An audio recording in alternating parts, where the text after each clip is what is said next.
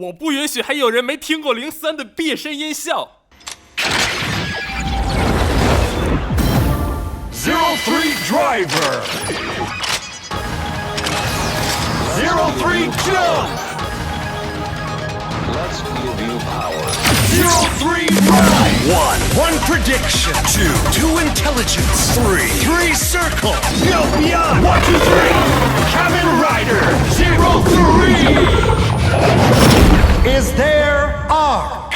没错，是我葵葵说特摄。今天咱们来说一下《界外者》里的假面骑士03。界外者都看了吗，兄弟们？就是那个出现了假面骑士善意、OMO 帝王形态、幻梦无双、不灭僵尸等等，都是出自于《界外者》这个剧里的。说03之前呢，咱们需要稍微来铺垫一下，说一说这个善意是怎么出来的。善意就是觉醒于人类的一种自我情感，在互联网上游荡，找到了兽骑，造出了善意机动器而实体化。这个善意呢是极致的善意，来对抗亚克的恶意。善意做到了极致，他就会认为人类中也会产生恶意，然后他就想毁灭人类。这是什么奥创设定啊？为什么要毁灭人类？因为他善。他为什么善？因为他是善意。